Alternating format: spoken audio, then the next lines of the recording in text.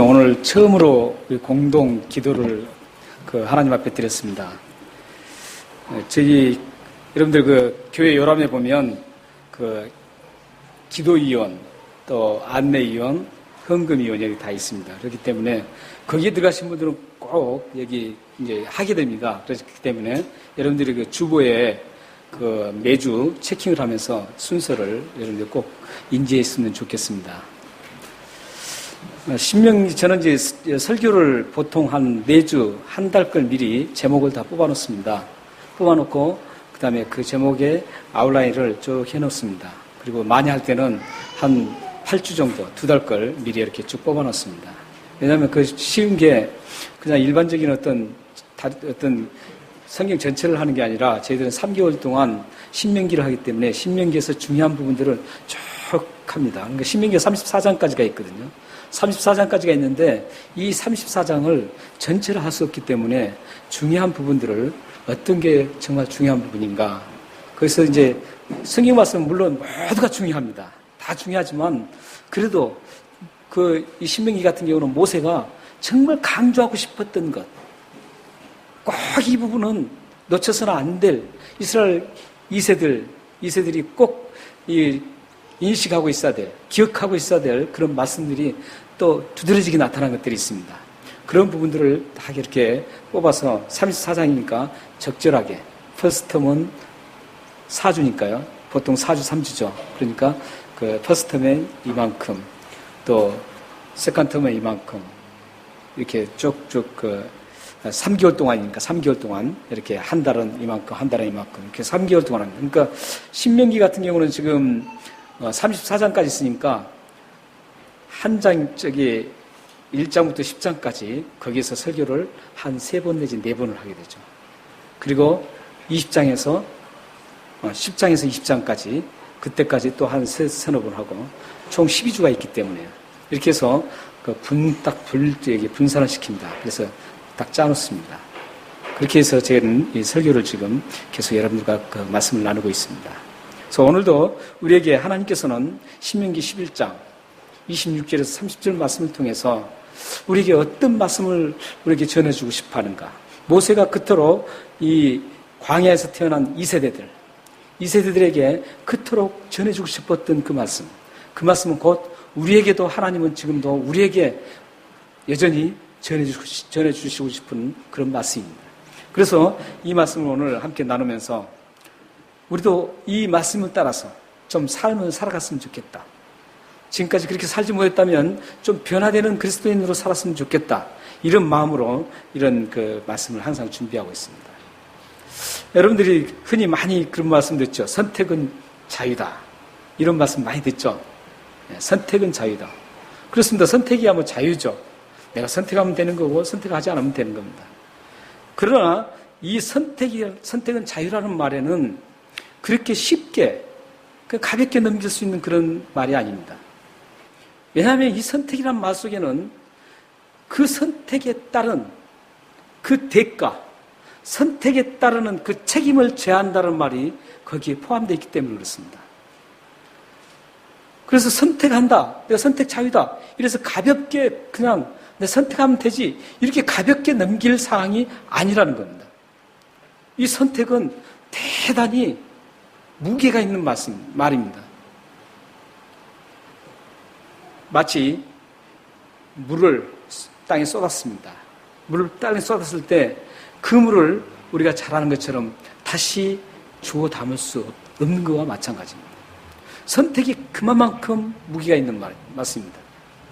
한번 선택을 하면 그거에 대한 선택에 대한 꼭 결과에 대한 선택에서 일어나는 그 결과를 책임을 져야 된다는 것이죠.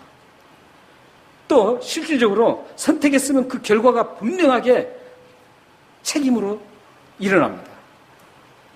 그냥 사라지는 게 아니에요. 그래서 우리들이 여러분들이 선택할 때는 신중하게 뭐든지 잘 선택하셔야 됩니다. 모세는 오늘 말씀에서 지금 그 선택의 중요성을 얘기하고 있습니다. 광야에서 태어난 그 2세들, 하나님 말씀을 직접 듣지 못했던 그 2세들, 그 2세들이 앞으로 가나안 땅을 앞두고 있는 그 2세대들에게 선택을 잘해야 된다고. 선택이 굉장히 중요하기 때문에 너희들이 선택을 좀 잘해다오. 이런 간절한 마음을 가지고 지금 이 말씀을 설교를 하고 있습니다. 선택에 대한 결과를 잘 알고 있는 그 모세는 신세대들인 그들의 선택을 무척 지금 걱정하면서 이 설교를 하고 있습니다.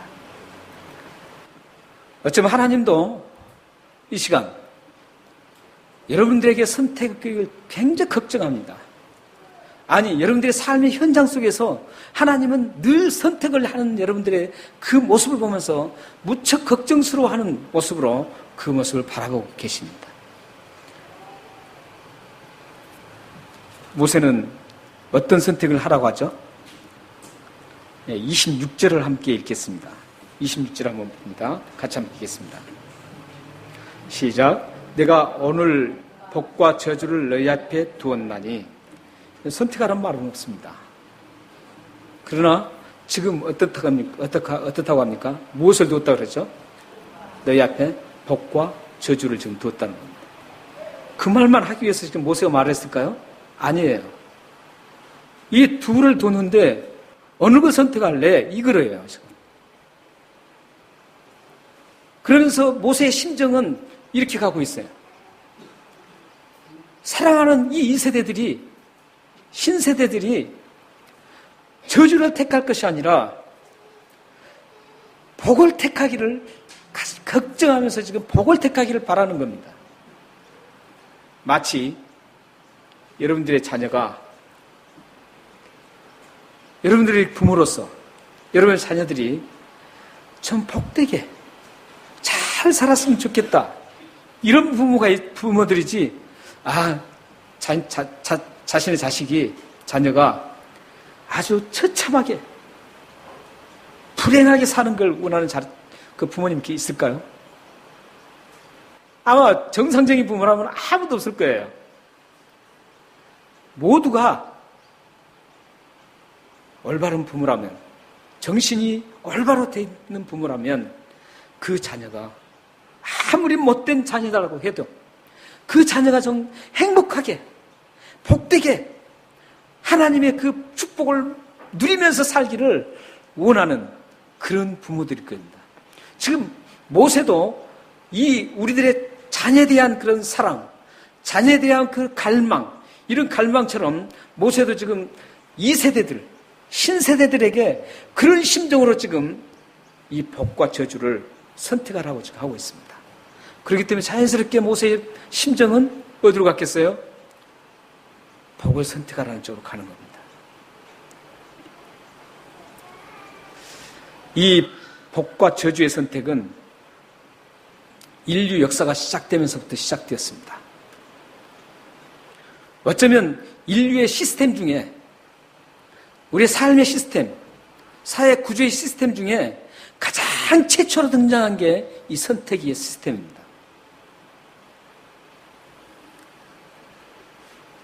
그래서 이 선택의 시스템은 인류 역사상 가장 오래된 그런 시스템입니다. 창세기 3장 1절에서 5절 말씀을 보면 우리가 잘 아는 것처럼 거기서 선택을 해야 할 그런 상황이었습니다. 인류 최초로 아담과 하와가 선택을 하게 되었습니다. 그 선택을 잘못함으로 인해서 어떻게 됐어요? 그 선택의 대가가 어떻게 치러집니까? 이 아담과 하와에게 그 좋은 모든 것을 다 잃어버리고 아주 처참한 비극적인 그런 결과를 받아들였어야 됩니다. 경험했어야 됩니다. 그 결과는 그 죄를 이 세상에 도입시키는 그런 결과는 다음에 그 당사자뿐만 아니라 우리들에게까지도 비참하게 만들어버렸습니다. 이 비참한 것을 없애고 새로운 희망과 새로운 사람으로 다시 회복시키기 위해서 이 땅에 예수님이 오신 겁니다. 그래서 그 예수님을 믿으면 그 비극이 회복되어서 참 축복으로 변화될 수 있습니다. 예수님이 오신 이유가 바로 거기에 있습니다. 이렇게 아담과 하와만 경험한 게 아니라 창세기 13장 1절에서 18절 줄거리를 쭉 보면 여러분들이 잘 아시는 것처럼 아브라함과 롯이 있었습니다. 아브라함과 롯이 있었는데 선택권을 누구에게 줍니까? 아브라함이 조카 롯에게 줍니다. 선택권을 조카 롯에게 주고 너가 선택하라 이렇게 합니다. 너가 땅을 선택하라는 겁니다. 너가 좌하면 내가 우할 것이고 너가 동쪽으로 가면 내가 서쪽으로 갈 것이고 이렇게 선택하라고 합니다. 그랬을 때 롯이 선택을 합니다. 롯이 보기에 너무 좋은 땅이 보입니다. 사실 황량한 땅이에요. 다. 그 황량한 땅인데 그 소알이라는 땅, 그 소알이라는 도시의 지역의 주 핵심 도시가 바로 소돔과 고모라입니다. 보기엔 너무 좋은 거예요. 그 부분만 그래도 푸른색이 있는 거예요. 그래서 이 롯이 그쪽을 선택합니다. 롯의 선택은 다음에 어떤 결과를 가져왔습니까? 롯이 그 선택의 결과를 받아들였어야 됩니다. 대단한 끔찍한 사건을 경험합니다. 비참한 사건을 경험합니다. 심지어는 자기 사이들이 다 죽고 부인은 소금 기둥이 되는 그 도시가 엄청나게 망하는 모습을 보는 그런 처참한 그 선택의 결과를 받아들였어야 됩니다. 성경에는 그 외에도 많은 선택의 결과들을 받아들인 것들이 많습니다. 그래서 이런 선택을 보면서 예수님도 마태복음 7장 13절 14절에서 이렇게 선택을 하라고 말합니다. 좁은 문으로 들어가라. 넓고 큰 길은 사람들이 많이 가지만 좁은 길은 협착하고 힘들어서 가는 사람이 없다는 거죠. 그러나 그 좁은 문으로 들어가는 것이 영생으로 들어가는 길이다.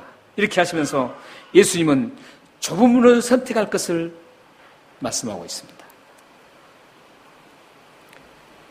모세 앞에 놓여 있는 복과 저주 중에 지금 모세는 부모의 심정으로 복을 선택할 것을 갈망하고 있습니다. 그러면 모세가 말한 복과 저주는 어떻게 해서 선택해지게 되는가 한번 보겠습니다. 우리 함께 27절, 28절을 보겠습니다. 한번 읽겠습니다. 27절, 28절 시작. 내가 만일 내가 오늘 너에게 명하는 너희 하나님 여호와의 명령을 들으면 복이 될 것이요 너희가 만일 내가 오늘 너에게 명하는 도에서 돌이켜 떠나 너희 하나님 여호와의 명령을 듣지 아니하고 본래 알지 못하던 다른 신들을 따르면 저주를 받으리라. 하나님의 명령을 듣고 따르면 복을 선택하게 되는 거고 하나님의 명령을 듣고도 따르지 않고 오히려 다른 신을 섬기게 되면 그게 바로 저주를 선택한다는 겁니다.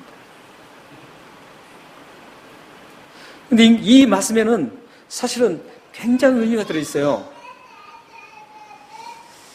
둘 중에 하나를 꼭 선택할 수밖에 없다라는 그런 의미입니다.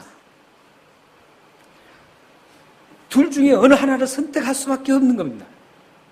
하나님을 따르고 하나님을 섬길 것인지 아니면 하나님을 버리고 알지도 못하는 정체불명의 우상을 따를 것인지 이 둘 중에 하나가 선택이 돼야 된다는 것이죠.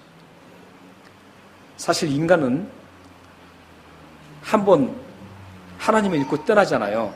떠나면요 그냥 그대로 있는 게 아닙니다. 하나님만 떠난 게 아니에요. 필연적으로 다른 신을 선택해야 합니다. 우상을 선택해야 합니다. 그래서 하나님과 벨리알을 같이 섬길 수 없다고 합니다. 우상과 그리스도를 함께 섬길 수가 없습니다.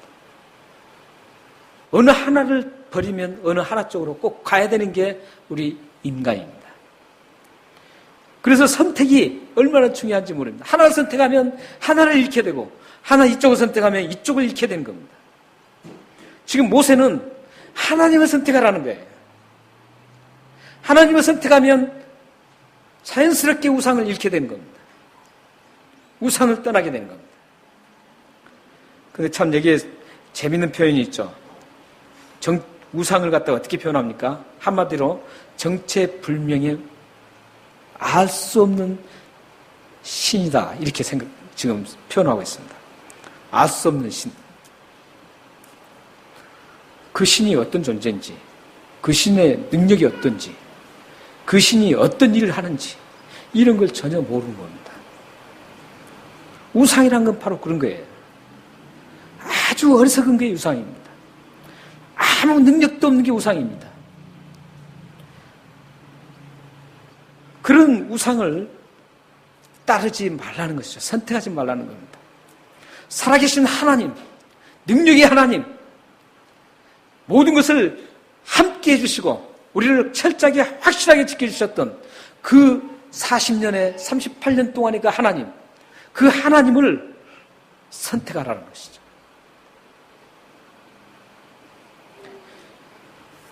사실 이런 정체불명의 우상은 우리의 삶 가운데 여러 가지 모습으로 드러납니다. 우상의 형태가 여러 가지 우상의 형태가 드러난다는 그 기준을 디모데후서 3장 1절에서 4절에서 제시해주고 있습니다. 우리 다 같이 함께 디모데후서 3장 1절에서 4절 한번 읽겠습니다. 제가 띄워주겠습니다. 다 같이 한번 읽겠습니다. 시작. 너는 이것을 알라. 말세에 고통하는 때가 이르러 사람들이 자기를 사랑하며 돈을 사랑하며 자랑하며 교만하며 비방하며 부모를 거역하며 감사하지 아니하며 거룩하지 아니하며 무정하며 원통함을 풀지 아니하며 모함하며 절제하지 못하며 사나우며 선한 것을 좋아하지 아니하며 배신하며 조급하며 자만하며 쾌락을 사랑하기를 하나님 사랑하는 것보다 더하며. 네. 거기서 4절에서 좀 멈춰 주십시오. 4절. 네. 저기 보면 우상 숭배의 기준이 어떤 건 줄 아세요? 4절 보고 나옵니다. 우상 숭배의 기준. 하나님보다 더 사랑하는 것. 이게 우상 숭배입니다. 하나님보다 더 사랑할 수 있는 목록이 지금 앞에 있는 것들입니다.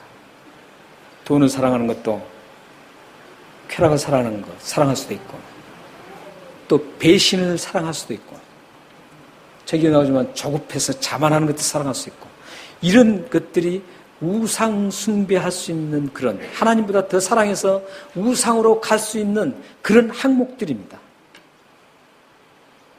이런 항목들이 2절부터 한번 보여주시겠어요? 자기를 사랑하는 것. 자기를 사랑해야 합니다. 그러나 하나님보다 더 사랑해서는 안 됩니다. 하나님보다 더 사랑하면, 하나님보다 나를 더 사랑하면 우상입니다. 자기 우상입니다. 돈을 사랑하는 거예요. 돈을 사랑하지 말라고 하는 게 아니에요. 돈을 버려야 됩니다.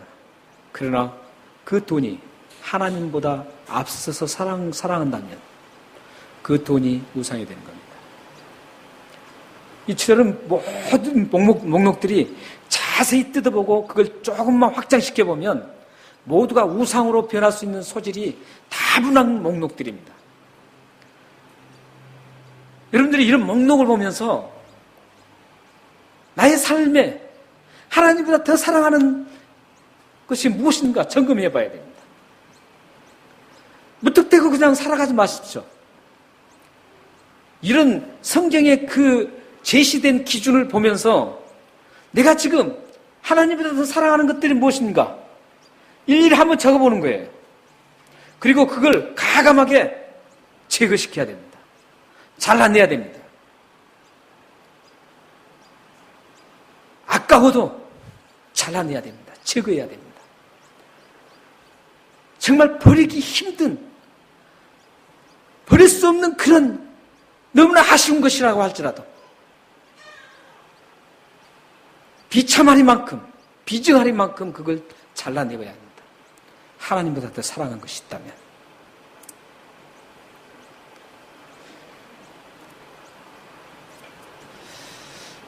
붙들고 싶다고 해도 그걸 과감하게 제거해야 합니다. 이런 목록 중에서 오늘은 제가 한 가지 이 시대의 가장 위험한 우상, 그걸 한번 생각해 볼까 합니다. 많은 목록이 있어요. 이 목록에 우상을 가장 잘 표현해 준 분이 있습니다. 독일의 철학자였던 발터 베냐민이라는 분이 있습니다. 이 베냐민이라는 분은 주시입니다. 독일계 주시입니다. 근데 유명한 철학자입니다.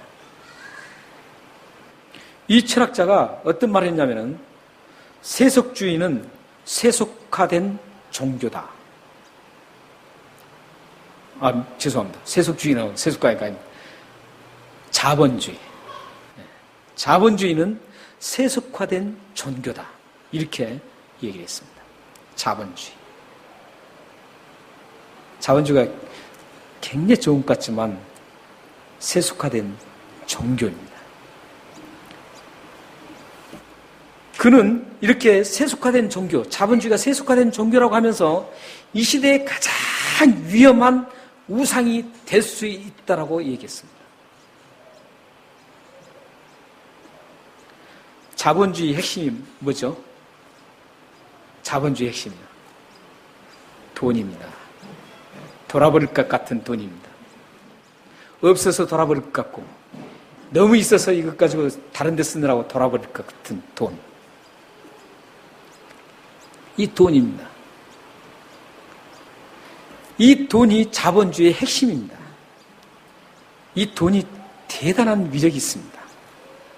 그렇기 때문에 이 돈의 위력에 의해서 자연스럽게 그 돈을 따를 수밖에 없습니다. 돈의 그 힘이 대단하기 때문에 돈을 더 따라갈 수밖에 없어요. 하나님을 사랑하는 것보다 돈을 사랑할 수밖에 없고, 하나님을 의지하고 하나님을 믿고 가는 것보다는 이 돈이 더 힘이 있게 보입니다. 그래서 돈을 따라갈 수밖에 없는 그런 상황입니다. 돈이 얼마나 위력이 있는 줄 아세요? 돈이 위력이 참 대단합니다. 돈이 아주 사람을 젠틀하게도 만들 수가 있습니다. 그리고 돈이 사람을 아주 우스꽝스럽게 만들 수도 있습니다. 그리고 돈이 아주 능력 있는 사람으로 만들 수도 있고, 아주 능력 없는 사람으로도 비참하게 만들 수도 있습니다. 뭐의 기준인가요? 돈이 있고 없고에 따라서 그렇게 나눠져 버립니다. 실질적으로 우리의 삶 속에서 일어나는 그 모든 부분들을, 그 결말들을 자세히 뚫고 들어가서 생각해 보면요, 어떤 결과가 나온 줄 아십니까? 결국은 돈의 문제입니다. 사람 감정과 미워하는 이런 모든 감정도 보면 많은 부분이 들어가 보면은 돈 문제입니다. 다음에 그 결국을 보면은 돈 문제가 끝에 걸리는 거예요. 그거다.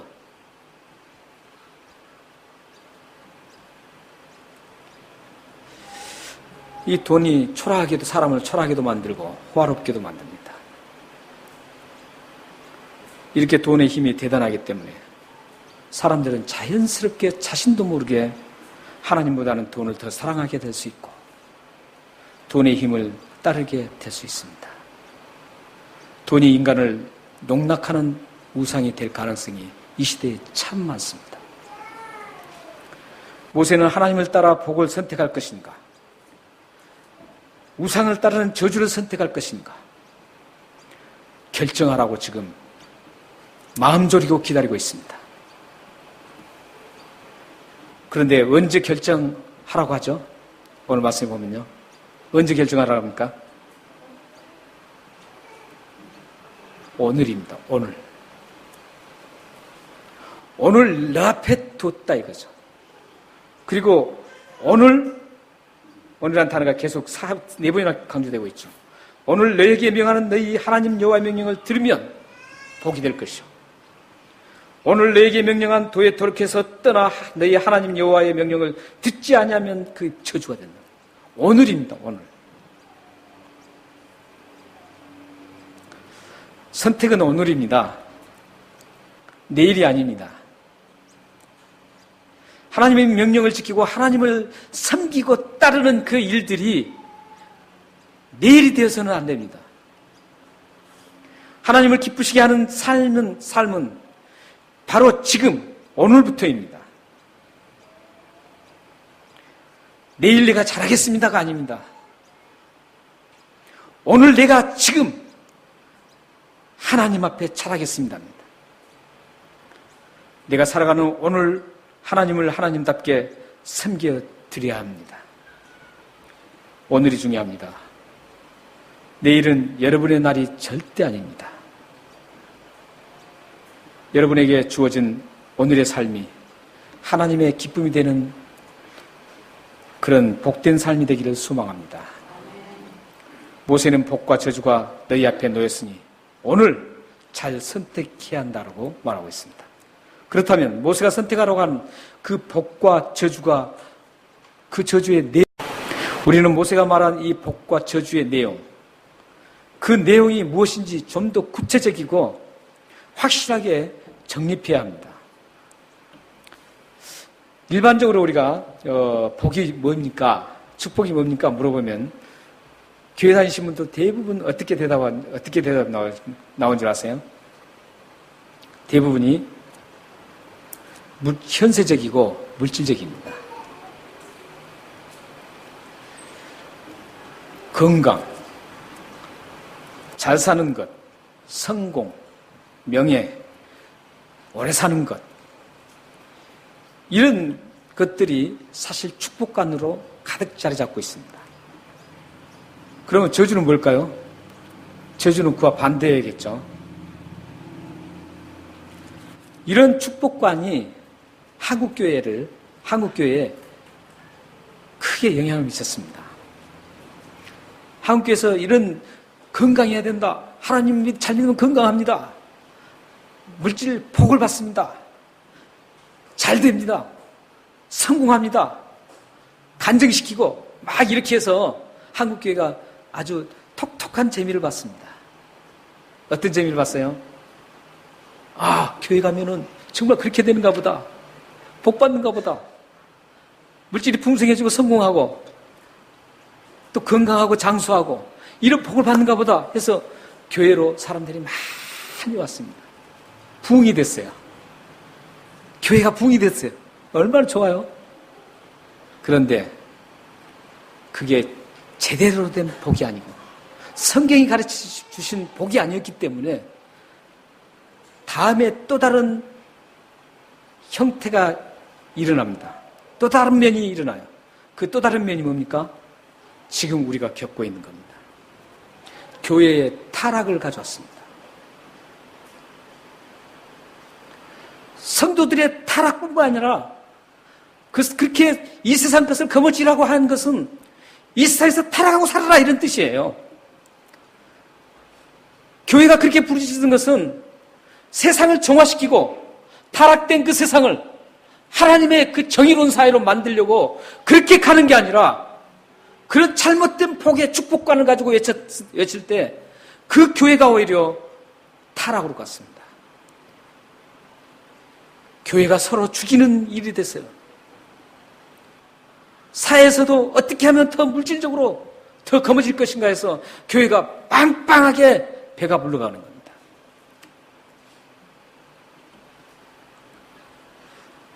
성경이 말하는 복은 그런 복이 아닙니다. 성경이 말하는 복은 현세적이고 물질적인 복이 아닙니다. 성경이 말하는 복은 예수님을 믿어서 하나님의 자녀가 되고 하나님의 자녀답게 살아가는 삶이 복이라고 합니다. 하나님의 통치를 받고 하나님과의 그 관계를 아름답게 맺고 사는 사람, 이 삶이 곧 복이라고 합니다.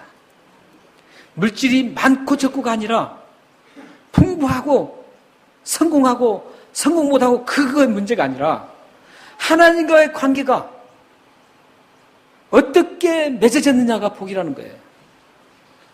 그래서 시편이 지난주에도 제가 말씀드렸잖아요. 시편 78편 28절에 하나님을 가까이 함이 내게 복이라고 그래서 말하는 겁니다. 하나님과의 관계가 깨어지면 그게 복이 아니고 하나님과의 관계가 좋으면 그게 복이라는 겁니다.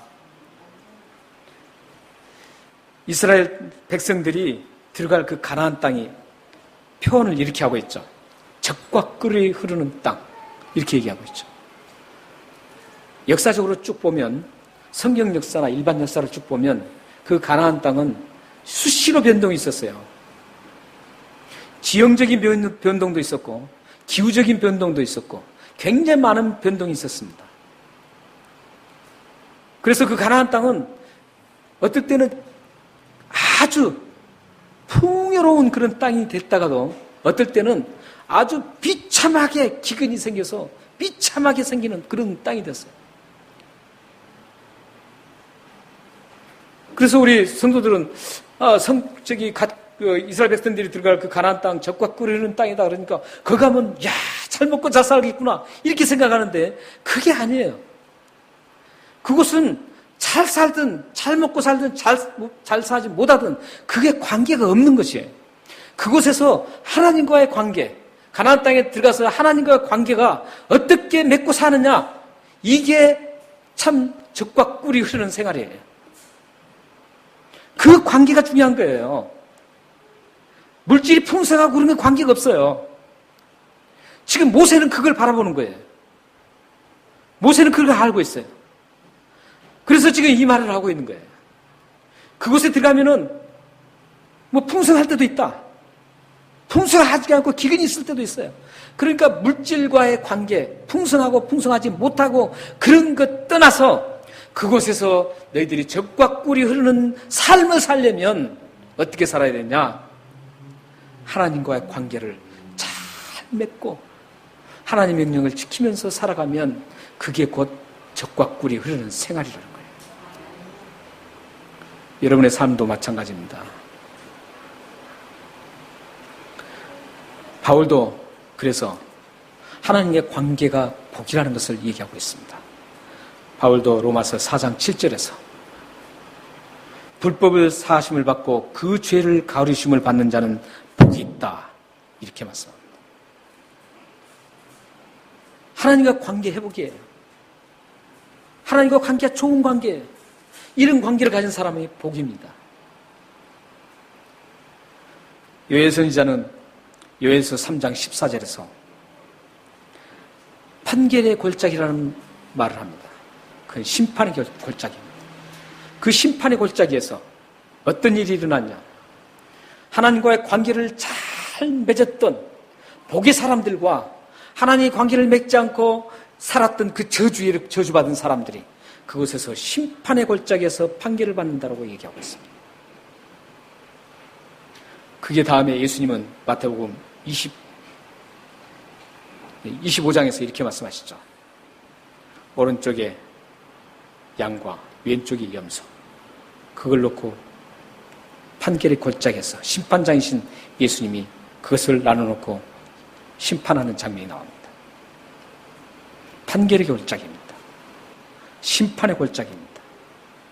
사랑하는 성도 여러분, 우리 모두는 정해진 시간이 지나면 판결의 골짜기, 심판의 골짜기에 서게 됩니다. 어느 누구도 서지 않을 수가 없습니다. 거기서 우리를 기다리는 심판장이신 예수 그리스도를 만나게 될 것입니다.